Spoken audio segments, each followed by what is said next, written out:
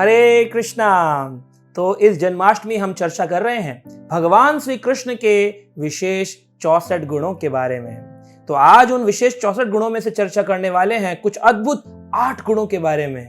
भगवान का एक गुण है सर्व मंगलमय, जिसे कहा गया सर्व शुभम कर, यानी कि भगवान का नाम हो, रूप हो, गुण हो, लीला हो, भगवान हर तरह से शुभ करते हैं। कई बार लोग सोचते हैं कि बच्चे की शादी है, घर में कुछ गृह प्रवेश किया है तो शुभ लाभ लिख लें या फिर हम गणेश जी की पूजा कर लें। तो देखिए, ये भगवान का विशेष गुण है सर्व मंगलमय। भगवान का नाम जहां आता है वहां पर अपने आप सारी चीजें मंगलमय हो जाती हैं। जो भी भगवान का नाम ले, भगवान के गुणों की चर्चा करे, कथाएं सुने, सभी को सौभाग्य की वर्षा कर देते हैं भगवान, है ना। मंगलाचरण शास्त्रों में दिए गए मंगल आचरण जिस व्यक्ति का होता है, जो व्यक्ति भगवान के शुभ स्तुति गान करता है, बड़ा साधारण सा मंत्र जो कि विशेष मंत्र, महामंत्र संसार के लोगों के लिए दिया गया, हरे कृष्ण कृष्ण कृष्ण हरे हरे, हरे राम राम राम हरे हरे। बड़ा साधारण लगता है लेकिन बहुत ज्यादा गंभीर व्यक्ति के ऊपर कृपा करने वाला ये महामंत्र शुभ मंगलमय मंत्र है। भगवान का प्रसाद हो, कोई व्यक्ति खाए तो वही व्यक्ति को भगवान की मंगलमय कृपा मिलती है। भगवान की कथाएं हो, भगवान का दर्शन करने कोई मंदिर में जाए, उसको भगवान की विशेष कृपा मिलती है, क्योंकि ये भगवान का सर्व मंगलमय भगवान का गुण है। जो कोई कृष्ण को अपने जीवन में लाता है सब कुछ शुभंगल हो जाता है। यहाँ तक कि सुबह सुबह भगवान की आरती कोई व्यक्ति गाता है, उस आरती का नाम है मंगल आरती। भगवान का नाम लेते ही पूरा दिन मंगलमय हो जाता है। कोई भी कार्य शुरू करें, इस मंत्र का जाप करें तो आपका जीवन मंगलमय हो जाएगा। दूसरा भगवान का विशेष गुण है परम शक्तिशाली, बड़े प्रतापी हैं भगवान। भगवान ने बाल्यकाल से ही असुरों का वध करना प्रारंभ कर दिया। इतने बलशाली, परम शक्तिशाली हैं, 6 दिन के ही थे पूतना जैसी राक्षसी जो कि आई थी अपना रूप परिवर्तन करके, उसका वध कर दिया। भगवान ने 3 साल की उम्र में शक्टासुर का वध कर दिया, जिसकी बैलगाड़ी में बहुत सारा खाना भोजन रखा था और वो असुर सूक्ष्म रूप में उस गाड़ी में प्रवेश कर गया। भगवान ने अपने पाद स्पर्श से ही, अपने चरण स्पर्श से ही उसे हवा में उड़ा दिया। 1 साल की अवस्था में भगवान ने वायु रूपी तृणावृत का वध किया। जब भगवान 3 साल 2 महीने की उम्र के हुए, भगवान ने यमला अर्जुन वृक्षों का उनका उद्धार कर दिया। नल कुबेर मणिग्रीव नामक 2 कुबेर के पुत्र थे, जो अपने मिथ्या अहंकार के कारण नारद जी से श्राप पाके गोकुल में 2 अर्जुन वृक्ष बन गए थे। भगवान कृष्ण ने जब उखल से यशोदा मैया ने बांधा, उस उखल को ले जाकर उन पेड़ों के बीच में फंसा दिया और 3 साल 2 महीने की उम्र में ही भगवान ने इतने विशाल पेड़ जो सालों साल से खड़े थे, उनका उद्धार कर दिया। अब लकड़ी की उखल, पत्थर की उखल टूटी नहीं, रस्सी नहीं टूटी, कृष्ण को चोट नहीं लगी, लेकिन इतने बड़े बड़े विशाल वृक्ष जो थे वो टूट करके गिर गए। तो ये भगवान क्यों प्रतापी हैं, परम शक्तिशाली हैं भगवान। 3.5 साल की उम्र थी, वत्सासुर नामक एक वाया था राक्षस, जो कि बछड़े का रूप लेके आया। भगवान ने उसका भी वध किया। 4 साल की उम्र भगवान की थी तब भगवान ने बकासुर, जो कि बगुले का रूप लेके आया था, उसकी चोंच खोल करके पूरा अंदर जो था उसके ऐसा लग रहा था कि अंदर पूरा आग लग गई है उसके अंदर, और उसने तुरंत ही भगवान को अंदर लिया था, जैसे वैसे ही बाहर छोड़ दी। 5 साल की उम्र में भगवान ने अघासुर नामक अजगर का, जो कि पाप का बना हुआ असुर था, मुंह खोलकर बैठा था, आओ कृष्ण मेरी गुफा में, आओ आओ मुख के अंदर प्रवेश करो। भगवान गए अपने ग्वाल बालों के साथ, लेकिन उस अघासुर का वध 5 वर्ष की उम्र में ही कर दिया। सर्व प्रसिद्ध भगवान का तीसरा गुण है, बड़े प्रसिद्ध है, कीर्तिमान, हर जगह उनकी प्रसिद्धि होती है। 5000 साल पहले भगवान ने अर्जुन के समक्ष भगवत गीता का संदेश दिया। भगवान कहते हैं, ये मैं तुम्हें पुनः इस ज्ञान को प्रदान कर रहा हूं। आज से करोड़ों वर्ष पहले मैंने सूर्यदेव विवस्वान को भी ये ज्ञान प्रदान किया था।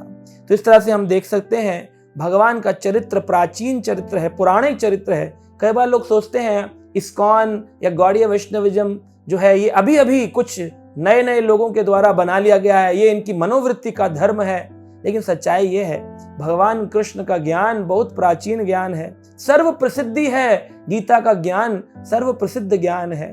करोड़ों वर्षों से इस ज्ञान को, संसार को भगवान कृष्ण ने दिया। लेकिन जब जब धर्म की हानि होती है तब तब भगवान उसे पुनः स्थापित करने के लिए उस ज्ञान को अपने एक शिष्य को, एक व्यक्ति को देते हैं जो समझदार व्यक्ति हो, जो उस ज्ञान को ले सके और संसार को दे सके। भगवान कृष्ण का नाम इतना निर्मल है कि उनका नाम लेने वाला व्यक्ति भी अति निर्मल, पावन, पवित्र हो जाता है। आप फिल्मी कलाकारों को देखें, उनका नाम लोग बोलते हैं, बड़े बड़े पोस्टर लगाते हैं घर के अंदर, फिल्म स्टार्स के, स्पोर्ट्स स्टार्स के। वो नाम भी अच्छे हैं लेकिन सब प्रसिद्ध नहीं है।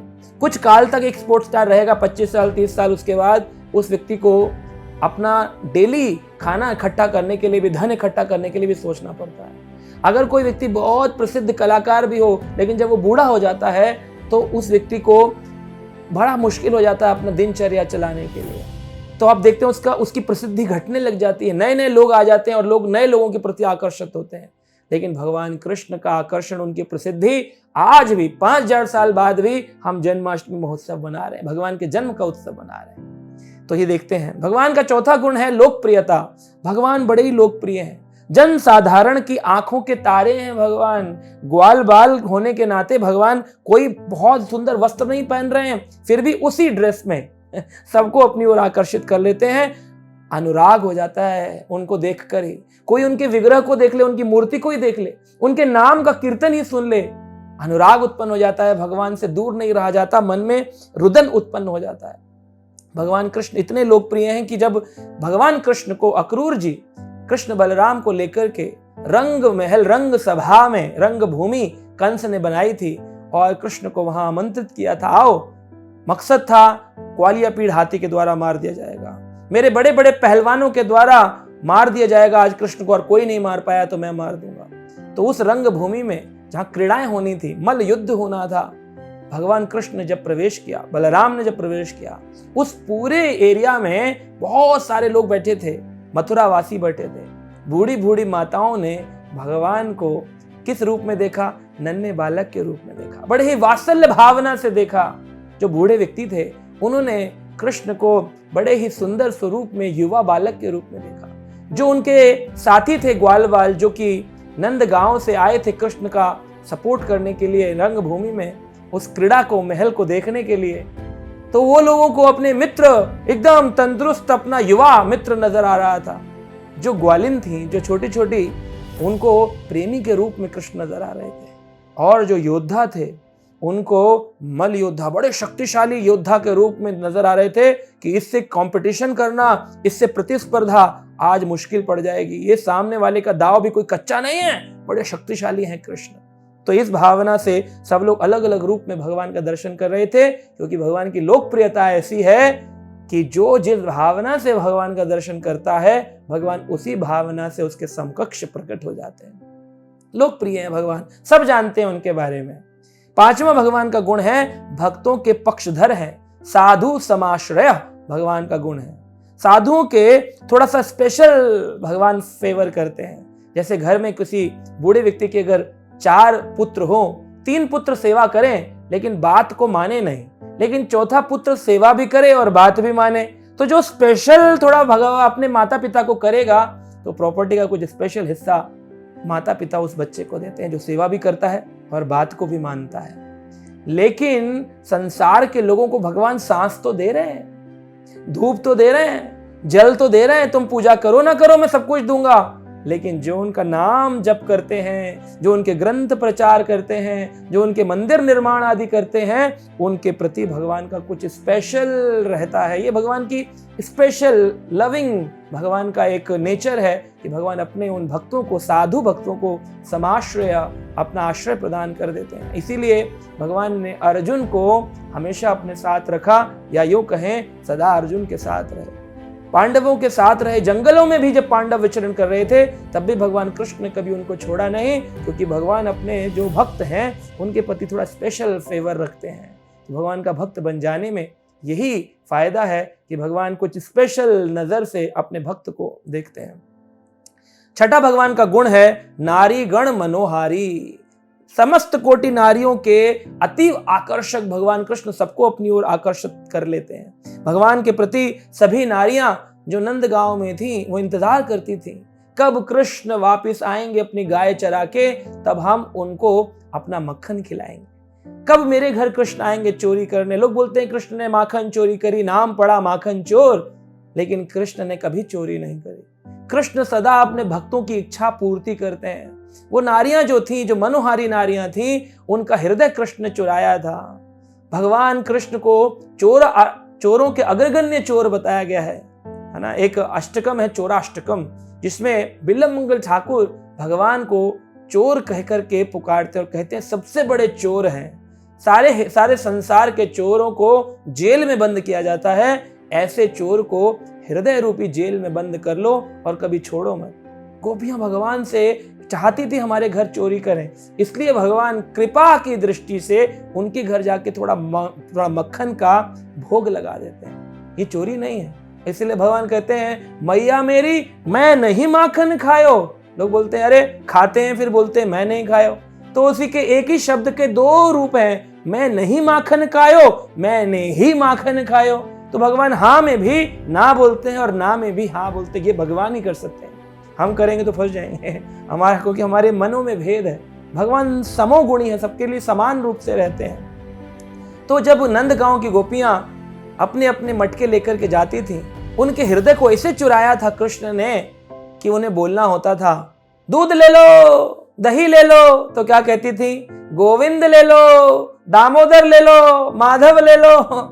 अरे ये क्या हो गया, बोलना था दूध ले लो दही ले लो, क्योंकि उनके मुंह से निकल ही नहीं पा रहा है कुछ और। इतना भगवान के रूप से आकर्षित है, इतना घूम रहा है मन में कि भगवान के नाम ही का उच्चारण चलता रहता है। तो ऐसे ही आप लोग अपने घर का काम करते रहें, बस मन और बुद्धि से भगवान का स्मरण करें। भगवान ने अर्जुन को भी कहा मई अर्पितम मनः बुद्धि। भगवान को आप नहीं चाहिए, आपका मन और बुद्धि चाहिए। हमारा क्या है, हम लोग मंदिर में होते हैं, मन बुद्धि घर में होता है। भगवान चाहते हैं तुम घर में भी रहो, लेकिन मन बुद्धि मुझको दे दो। मन जब कृष्ण के पास जाएगा तब फिर पीछे पीछे व्यक्ति का तन जाता है। जब पीछे पीछे तन जाता है फिर उसके धन भी जाता है। तो भगवान को अपना मन अर्पित करने की कोशिश करो। जैसे नंद गांव की गोपियों ने जब पुकार रही हैं तो क्या कहती हैं, हे यादव हे सखेती, हे यादव दामोदर हे सखेती, गोविंद दामोदर माधवेती। हे यादव हे मुरारे हे सखेती, गोविंद दामोदर माधवेती, गोविंद दामोदर माधवेती। भगवान के अनेक अनेक नाम पुकारती, यादव, सखेती, माधव, मुरारी, दामोदर, गोविंद, भगवान के नाम पुकारती। ऐसे ही नाम उच्चारण करने से हम शुद्ध होते हैं और सदा भगवान के प्रेमी बन जाते हैं। सातवां भगवान का गुण है सर्व आराध्य। शिवजी, ब्रह्मा जी, इंद्र सभी देवताओं के द्वारा आराध्य है। यहाँ तक भगवान शिव पार्वती को कहते हैं, पार्वती पूछती हैं कि हे भोलेनाथ आप सदा किसका स्मरण करते रहते हैं। तब भगवान शिव कहते हैं, पद्म पुराण में आया है, आराधना नाम सर्वेशाम, आराधना नाम सर्वेशाम, जितनी भी आराधना करने योग्य वस्तु है, विष्णु आराधना नाम परम, विष्णु आराधना परम आराधना है, कृष्ण आराधना परम आराधना। तस्मात् परतरम देवी तदया नाम समर्चनम। हे देवी, भगवान की उपासना से भी उत्तम है भगवान के भक्तों की उपासना करना, भगवान के नाम की उपासना करना।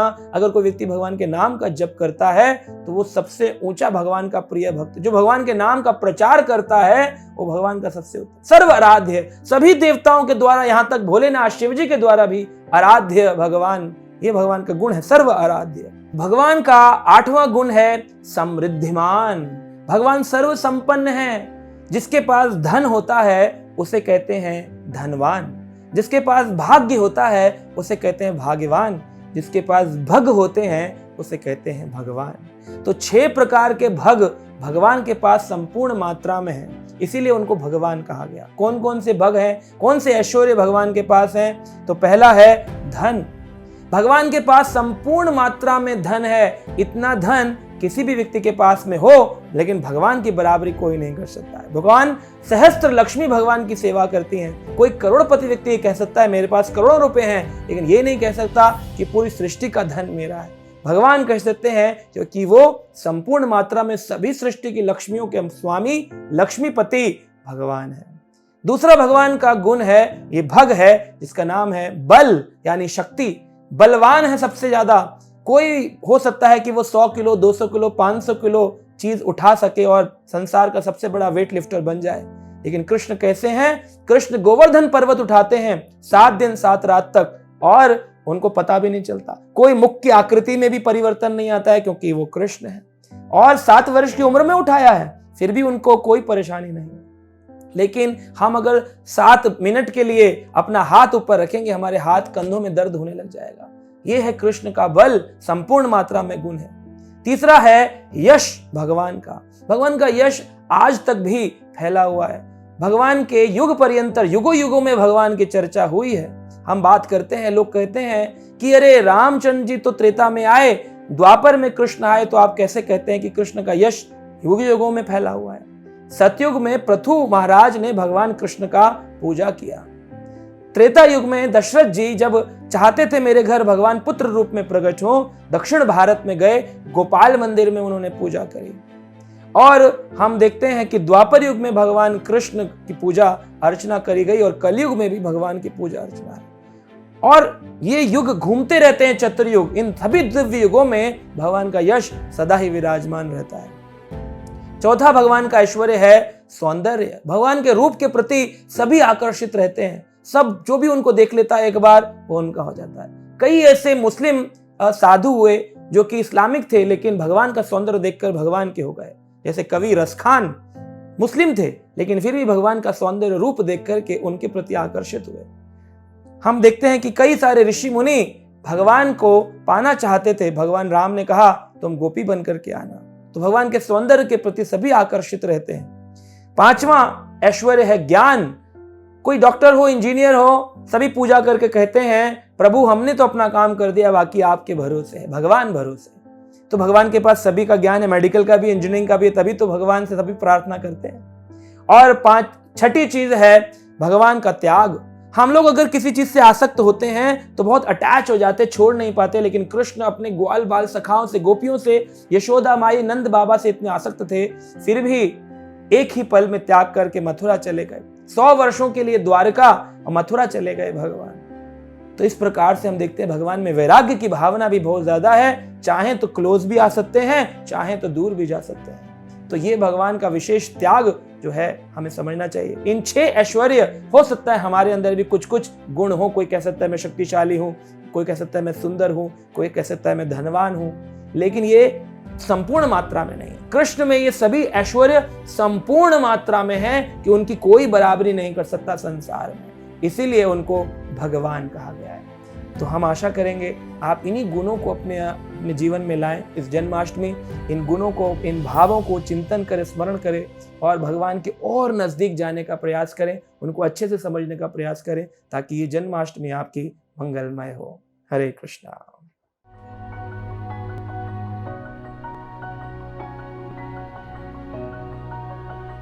Subscribe now and press the bell icon.